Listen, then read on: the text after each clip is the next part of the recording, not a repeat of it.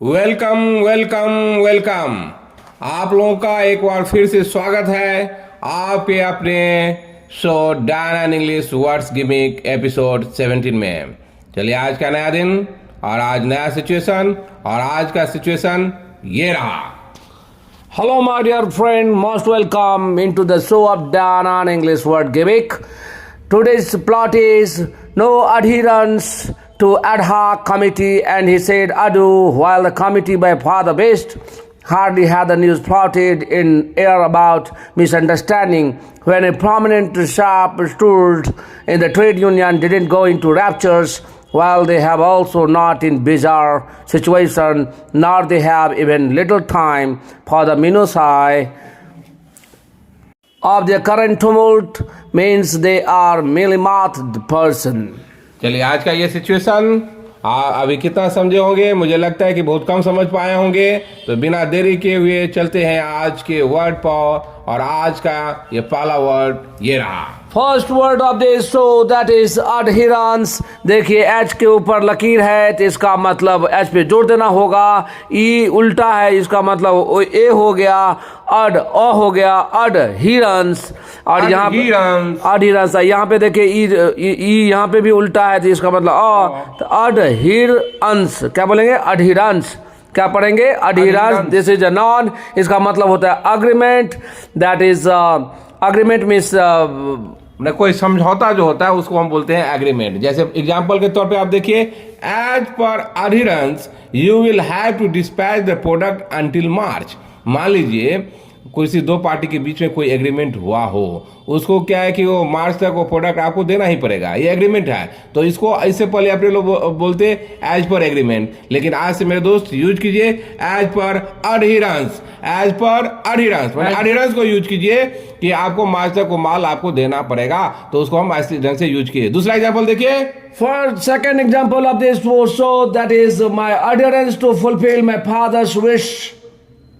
मैंने आप पिताजी का जो विश है आपको पूरा करना पड़ेगा, ये आपका मान लीजिए एग्रीमेंट है, मैंने आप वादा किया है वो आपको पूरा ही करना है, तो इसके लिए मैं यूज किया my adherence to fulfil my father's wish. तीसरा एग्जाम्पल देखिए, third example of this word that is Dan on English is well known for strict adherence to rules. मैंने डैन ऑन इंग्लिश जो कुछ भी रूल बनाता है जो उसको आपको फॉलो करना ही पड़ेगा, और वो रूल फॉलो करने के लिए जाना जाता है। यदि आप थोड़ा भी इधर उधर करेंगे हम लोग टॉलरेट नहीं करते हैं। इसलिए मैं बोला कि Dan on English is well known for a strict adherence to rule. जो रूल को जो मैंने एडल्टली जो फॉलो करता है उसी को हम बोलेंगे अडहिरेंस टू रूल्स, उसको बोलेंगे अडहिरेंस टू रूल्स। इसको फॉलो कीजिए और इस ढंग से एग्रीमेंट के बजाय आप अडहिरेंस को यूज कीजिए, आपका लैंग्वेज बहुत ही स्टैंडर्ड हो जाएगा।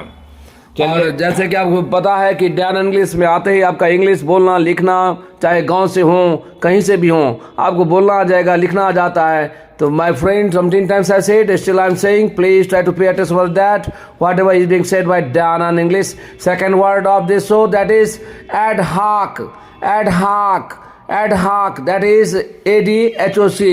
देखिए यहाँ पे ए उल्टा है, ए सबसे पहले आप इसे प्रोनाउंसिएशन पे ध्यान दीजिए क्योंकि थोड़ा अलग प्रोनाउंसिएशन है, थोड़ा ध्यान दीजिए। देखिए ए उल्टा है, ई ए दोनों ए और ई मिल जाता है तो ए हो जाता है, और उसके पहले देखिए नीचे लकीर है, इसका मतलब उसको सॉफ्टली बोलेंगे, और एच के ऊपर लकीर है जिसका मतलब एच पे जोड़ देंगे, और ए के आगे दो बिंदी है तो ए के आगे जब दो बिंदी होता है तो आ हो जाता है। तो देखिए एड हॉक, एड हॉक, ये ad hoc this is adjective और इसका मतलब होता है temporary basis.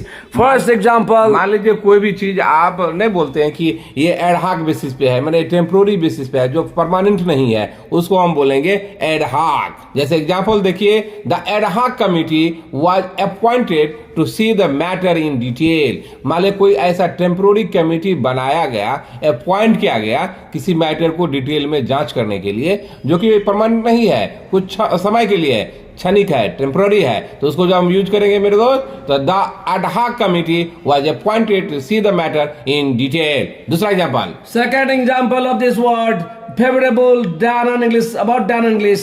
Dan on English helps you not and ad hoc basis. Dynamics आपको ad hoc टेम्पोररी बेसिस पे मदद नहीं करता है. डायनामिक्स में दाखला लेते ही आपको बोलना, लिखना, ग्रामर, अभी तक आपका ग्रामर जो बुक में या नोटबुक में है, लेकिन यहाँ पे आते ही आपका टंग पे वो आ जाएगा और आपको लिखने में और बोलने में आ जाएगा. इसलिए यहाँ पे एग्जाम्पल भी देखिए. डायन and English helps you not an ad hoc basis. मैंने आप सुने होंगे और कितना आदमी के मुंह से मैं भी सुना हूं कि बोलता है कि मैं क्लास तो कर लिया, लेकिन क्लास छूटने के बाद मेरा एनवायरमेंट नहीं है, तो फिर मैं कैसे बोल पाऊंगा, फ्लुएंसी नहीं रह पाता है. लेकिन ये हम लोग का ये जो मत है उसे बिल्कुल विपरीत है. हम लोग का ये कहना है कि जो नॉलेज है वो टेम्पोररी नहीं होता है, परमानेंट होता है. जैसे आप एक आदमी बहुत ही भाषा को जानता है, इसका अर्थ क्या है कि मैं कुछ दिन नहीं बोलूंगा तो मैं भाषा भूल जाऊंगा? नहीं, ये संभव नहीं है. इसलिए मैं बोला कि टेम्पोररी पे नहीं, हम लोग पूरा जड़ से काम करते हैं और पूरा टिकाए काम करते हैं. जो जो दिन बीतते जाएगा और आप दक्षता उतना ही पाते जाते हैं इंग्लिश पे और फ्लुएंट हो जाते हैं, फ्लुएंट होते ही जाते हैं. इसलिए मैं बोला कि वी आर डायन and English help you not on ad hoc basis. Third example of this word, that is, you are not allowed ad hoc basis in this class. You are not allowed ad hoc basis in this class. मतलब ये है कि आज आए दो आए और 2 दिन के बाद आप चले गए, 2 दिन के लिए नहीं, अलाउड नहीं है. मतलब आप टेम्पोररी रहेंगे तो आपको बोलना भी नहीं आएगा, लिखना भी नहीं आएगा और आप उस समय आपको दिक्कत होगा. इसलिए मैं ad hoc बेसिस पे नहीं किसी को अलाउ करता हूँ. मैंने हम लोग का क्या है कि थोड़ा रूल जो है, मैं पहले एग्जाम्पल में दिया कि एडहरेंस टू रूल्स, मैंने इसको यूज कीजिए. हम लोग रूल को बहुत ही फॉलो करते हैं और उस पर यदि आप रेगुलर आएंगे तभी आपको बेनिफिट होता है और बहुत ही ट्रेमेंडस बेनिफिट होता है. इसलिए मैं ये एग्जाम्पल यहाँ पे डाला. आज का थर्ड वर्ड रहा, that is flout. FLOUT, flout. OU को औ पढ़ते हैं, flout. This is a verb. This is a verb. इसका मतलब होता है remain stayed on surface of liquid oil. मैंने जो हिंदी के सेंस में जैसे थे, जो तैरना जो बोलते हैं, जो कोई चीज मैंने वाटर के सरफेस पे, ऑयल के सरफेस कुछ तैर रहा होता है, उसी को हम बोलते हैं फ्लॉट. उसी को बोलते हैं हम फ्लॉट. जैसे पहला एग्जांपल देखिए, the object which density is lower than water floats on water surface. मैंने जिस किसी भी चीज का, किसी भी वस्तु का जिसका डेंसिटी होता है, मैंने डेंसिटी होता है जो जितना भारी होता है, जिसका डेंसिटी वाटर से कम होता है, वही वाटर के सरफेस पे तैरता है. तो यहाँ सटीक एग्जांपल लगा, इसलिए मैं यहाँ दिया. दूसरा एग्जांपल देखिए, due to incessant rain garbage starts floating. Due to incessant rain garbage starts floating. आप जानते होंगे इंसेसेंट मैंने जो लगातार होता है, लगातार जब बारिश हुआ तो पूरा पानी जल जमा हो गया, उसमें जितना गार्बेज वगैरह जो बाहर में फेंका रहता है, कूड़ा कचरा सब, वो तैरने लगता है. इसलिए मैं दिया कि due to incessant rain garbage start floating. और वैसे भी ये वर्ड को पहले शो में हम लोग बता चुके हैं, इंसेसेंट मींस क्या होता है. देखिए, पहले इस पे थोड़ा ध्यान दीजिए. ये जो फ्लॉट जो होता है इसका 2 वर्ड होता है. एक हुआ कि remain stayed on surface of liquid oil, और दूसरा हुआ कि कोई मान लीजिए कोई प्लान आपको सुझाया, आइडिया दिया और उसको आप कंसिडर किया जा सकता है, कंसिडर करते हैं, उस चीज को भी हम बोलते हैं फ्लॉट. जैसे दूसरा एग्जांपल देखिए, Anil floated an idea to start a business in the vicinity of Patna. मैंने इसका अर्थ ये हुआ कि उनके दिमाग में कोई एक आइडिया आया. मैंने नहीं बोलता कि आइडिया फ्लॉटेड इन द माइंड, मैंने आइडिया वो शेयर किया और वो बोले कि नहीं, पटना के इर्द गिर्द उस पर बिजनेस करना चाहिए. तो वो आइडिया जो आया उसको कंसिडर किया जाए, मैंने अच्छा है, इसलिए बोले Anil floated an idea to start a business in the vicinity of Patna. तो इसको आप 2 ढंग से यूज कीजिए, बहुत ही अच्छा वर्ड है. और आज का fourth word, that is ado. Ado, that is, देखिए डी के ऊपर लकीर है, इसका मतलब डी पे जोड़ देना होगा. यू के आगे 2 बिंदी है, तो इसका मतलब ये दुर्गु, इसको लंबा करके बोलना पड़ेगा. Adieu adieu adieu adieu. This is exclamation, मिस गुड बाय बोलते हैं. हाँ, अडू अडू ऐसे.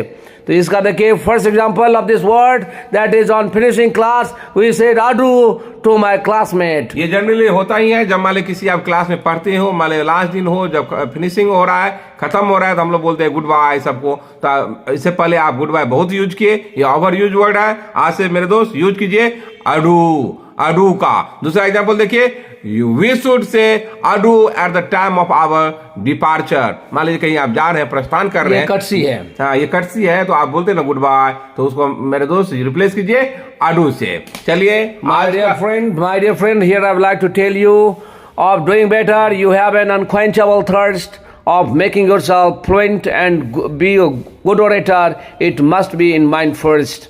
No matter how it's tough and full of twists and turns, be that as it may, determined, confident, and fill yourself with ebullience of becoming a good orator. That is confirmed. No sooner did you be the part of Dan English, 100% you know exactly how to get something in quid pro quo. चलिए आज का fifth word रहा sharp stood. Sharp stood, देखिए इसका उच्चारण देखिए entirely different है, एक बार देख लीजिए। देखिए ये बड़ा सा ये जो साइन देख रहे हैं एस का बड़ा रूप ये तालब शाह है, इसके नीचे लकीर है, इसका मतलब इसको शॉर्टली पढ़ेंगे। ए के आगे दो बिंदी है, इसका मतलब आ हो गया। शार्प क्या पढ़ेंगे? शार्प। यहाँ पे देखिए एस के ऊपर लकीर है, इसका मतलब यहाँ पे जोर देना होगा। टी और यू के आगे दो बिंदी है, इसका मतलब दुर्गु हो गया। और ई जो है उसका उल्टा ये ओ हो गया, उसमें देखिए छोटा सा लकीर है वो र होता है। और डी तो क्या पढ़ेंगे? Sharp stood, sharp stood, sharp stood. ये नॉन है, इसका मतलब होता है works representative union head leader. मैंने किसी भी यूनियन का जो हेड लीडर होता है, मैंने जो कोई साहब का ही जो लीडर सब जो होता है यूनियन का, उसी को हम बोलते हैं शार्प स्टूड। जैसे एग्जांपल पहला देखिए, in my locality almost all sharp stood created bedlam. In my locality almost all sharp stood created bedlam. देखिए लोकेलिटी शार्प स्टूड जो है मैंने यूनियन सब जो है, कभी कभी यूनियन सब बहुत हल्ला कर, बेडलाम मिस होता है हो हल्ला, कोलाहल, नॉइजी सिचुएशन। और जो इन माय लोकेलिटी मतलब मेरे लोकेलिटी में शार्प स्टूड जो है मतलब यूनियन का नेता सब है जो बहुत हो हल्ला कर रहा है, बहुत हॉट पॉट सिचुएशन क्रिएट कर दिया है। उसको हम यदि यूज किए तो in my locality almost all sharp stood created bedlam. And second example of this word that is current sharp stood is not honest. The current sharp stood is not honest मतलब जो अभी current leader जो है union का जो नेता है, जो हेड है, वो ऑनेस्ट नहीं है, वो बेईमान है। तीसरा एग्जांपल देखिए, sharp stood sometimes does something in their favour. माने ये हम लोग जानते भी हैं, जो रिप्रेजेंट करता है, जो हेड होता है, अपने फेवर में बहुत सारा काम कर लेता है। तो यही मैं बोला कि कुछ कुछ समय वो अपने फेवर में काम करता है। इसका एग्जांपल के तौर पे मैं दिया, sharp stood sometimes does something in their favour. Our अर्ज, our request, our respect and our request, please try to be the part and try to follow the Dan English words gimmick. 100% you can get it something in quid pro quo. Please अगर आप इसको follow करेंगे तो आपको बहुत सारा चीज़ पता चलेगा, उच्चारण, प्रोनाउंसिएशन और कैसे यूज होता है और सिचुएशन कैसे बनाते हैं। प्लीज़ अगर आप एसएससी और या एयरफोर्स का तैयारी कर रहे हैं तो ये वर्ड आपको बहुत मदद करेगा। और खास करके इससे पहले मुझे शायद ये डाउट हो रहा है कि आप अच्छे से डिक्शनरी भी नहीं पढ़ पाते होंगे, और डिक्शनरी यदि लेते भी होंगे तो हिंदी लेते होंगे। मैं ये सबसे पहले यहाँ सलाह देता हूँ कि इंग्लिश टू इंग्लिश डिक्शनरी लीजिए, ऑक्सफोर्ड एडवांस लर्नर डिक्शनरी, जिसमें पूरा इंग्लिश टू इंग्लिश होता है और डिक्शनरी को पढ़ा कैसे जाए वो सबसे पहला फैक्टर होता है। जो ये प्रोनाउंसिएशन है उस पर जोर देना चाहिए। जैसे देखिए, हम मान लीजिए बिहार से हैं, मान लीजिए कोई मुंबई यूपी से है, कोई महाराष्ट्र से है, और कोई मान लीजिए फॉरेन से है, सबका प्रोनाउंसिएशन तो अलग होगा, लेकिन एक ही चीज जो कॉमन होगा, जो इंग्लिश का जो अपना प्रोनाउंसिएशन होता है वही सेम होगा। तो इसका अर्थ है हमको उस पर काम करना पड़ेगा। तो हम कहीं भी जाएंगे इरेस्पेक्टिव ऑफ द प्लेस, और कहीं भी कहीं का डुएलर है वो डजंट मैटर, और सब बोलेंगे तो एक ही तरह बोलेंगे और आपको रिकॉग्नाइज करेगा, और हम जो बोलेंगे वो भी आदमी रिकॉग्नाइज करेगा। तब जाकर के we can show our ability and potential before august gathering. Hello my dear friends, 6 word of this show that is bizarre. Bizarre देखिए बी आई और जेड के ऊपर जो लकीर है मीन्स ये जॉ नहीं ज है। ये मैं आपको बताया था, बार बार मैं बोल रहा हूँ। ये टंग है उसको नीचे वाले दांत के पीछे चिपकाइए और घर्षण के साथ हवा निकालिए तो अपने आप ज ज ज आता है। तो क्या पढ़ेंगे?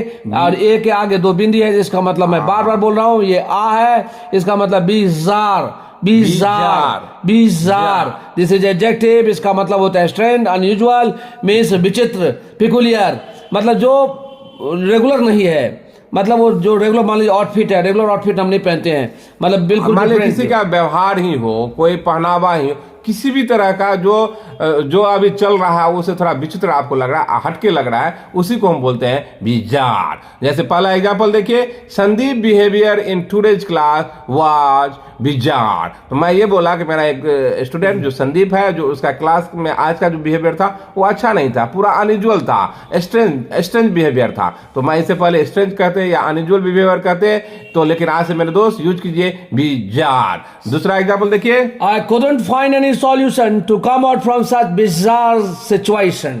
तो मैंने जो खराब सिचुएशन था, मैंने विचित्र जो ऐसा हम फंस गए, उसे निकलने का मुझे कुछ सॉल्यूशन ही नहीं मिल पाया। तो इसलिए मैं बोला कि यदि मैं किसी सिचुएशन में फंस गया तो नहीं निकल पाया, तो इसको यदि यूज करेंगे, I couldn't find any solution to come out from such bizarre situation. तीसरा एग्जांपल देखिए, by seeing Rohan's bizarre behaviour all were shocked. By seeing Rohan's bizarre behavior, all were shocked. मान लीजिए रोहन जो है उसका व्यवहार अच्छा हुआ करता था, लेकिन उस दिन का जो व्यवहार था काफी विचित्र था, अलग था, तो वो देख करके सब आदमी शॉक हो गया, ये कैसा बिहेव। तो इसी को हम यदि यूज किया तो bye seeing Rohan's bizarre behaviour all were shocked. देखिए आज का 7th word, that is go into rapture. This is idioms. ये नेक्स्ट फिर इडियम आ गया, गो इनटू रैप्चर्स। ये बहुत अच्छा वर्ड है। अगर खुश होने का अगर दूसरा वर्ड इससे पहले आप यूज करते होंगे हैप्पी, डिलाइटेड, लेकिन यहाँ पे देखिए एक पर्टिकुलर इडियम्स है, go into raptures means become happy.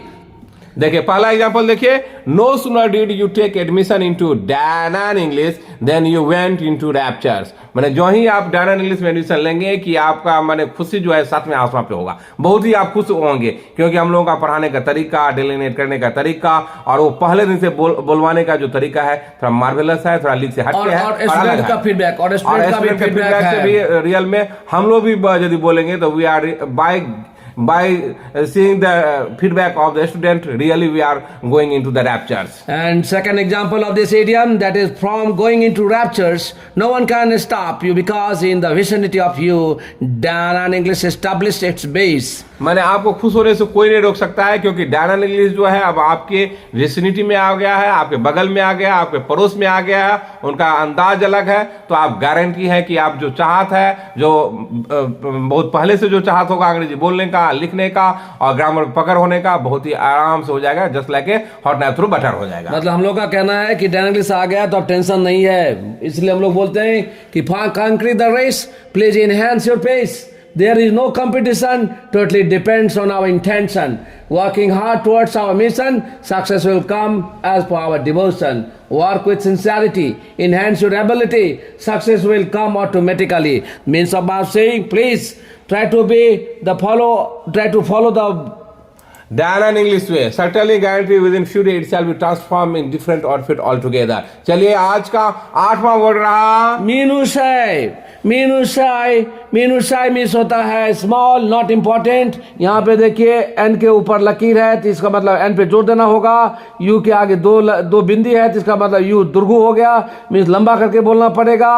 और ये बड़ा सा एस का जो देख रहे हैं वो श होता है, तालब श, और ये ए आई करके पढ़ते हैं तो मीनुशिया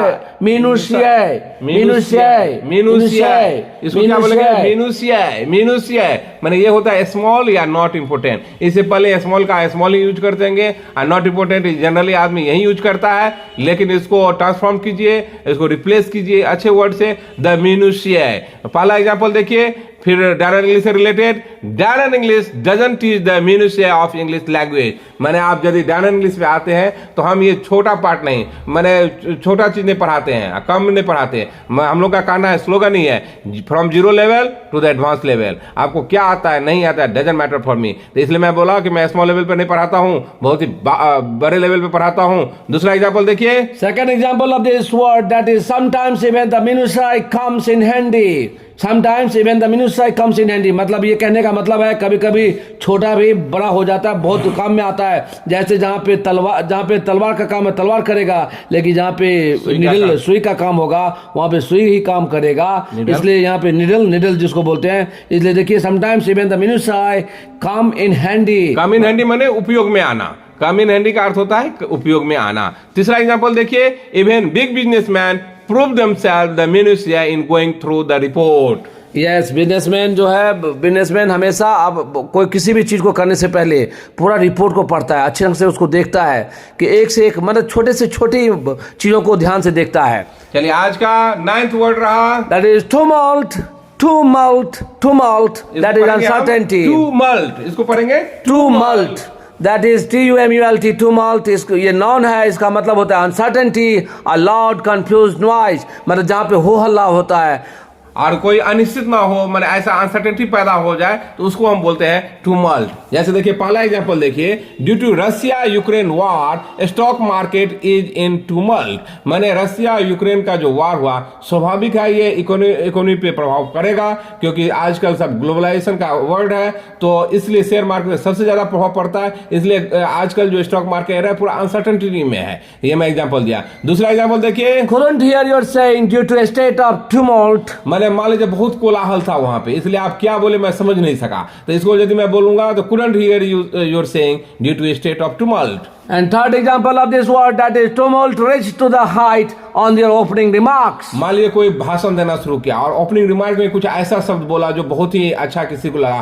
तो सब शोरगुल करने लगा, अप्लॉज करने लगा, उससे भी हल्ला होता है। तो उसको हम यदि बोलेंगे तो वो बोलेंगे टुमल्ट। और आज का लास्ट और final word, 10th word, mealy mouthed. देखिए आय के आगे दो बिंदी है, इसका मतलब दीर्घी, इसको लंबा करके बोलना पड़ेगा। एम से पहले नीचे लकीर है, इसका मतलब सॉफ्ट आवाज। और दूसरा एम जो है माथड के एम के ऊपर लकीर है, मीन्स उसमें जोर देना होगा, तो इसको पढ़ेंगे मीली माथड। मीली माथड ये एडजेक्टिव है, इसका मतलब होता है unwilling to talk frankly, specially something unpleasant. मान लीजिए कुछ खराब भी घटा हो और उनको लेके किसी दूसरे के सामने डेयर साहस नहीं होता उसको कहने के लिए, तो भी चिकना चुपड़ी जो बात करता है, उसे मिला मिला के ही जो बात करता है, तो उसको माने जिसको कंप्लेन करना चाहिए लेकिन तो भी उसे मिल मिल के बात कर रहा है, उसको हम बोलेंगे मिली माउथड। जैसे पहला एग्जांपल देखिए, I want to keep a distance from mealy mouthed person. मैं बोला कि जो चिकना चुपड़ी जो बात करता है, जो गुर गुर बात करता है, ले वो उसे मैं दूर रहना पसंद करता हूँ। And second example of this word, that is mealy mouthed person is very dangerous for society. मैंने जो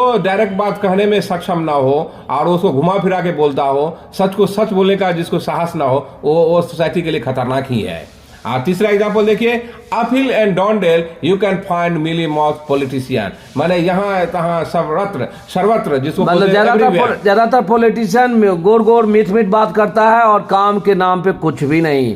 इसलिए एग्जांपल भी करेक्ट है, आपको ये आदमी ऐसा पॉलिटिशियन आपको ज्यादा मिलता है। तो चलिए, मैं जितना वर्ड था मैं पूरा एक्सप्लेन कर दिया, डेलिनेट कर दिया। मुझे आशा है कि आप समझ गए होंगे। तो बिना देरी के हुए फिर से हम चलते हैं आज के सिचुएशन पर। No adherence to ad hoc committee, and he said ado while the committee by far the best hardly had the news floated in air about misunderstanding when a prominent sharp stood in the trade union didn't go into raptures, while they have also not in bizarre situation, nor they have even little time for the minutiae of their current tumult, means they are merely mouthed person. चलिए इस पे आप work कीजिए, मुझे लगता है आप समझ गए होंगे।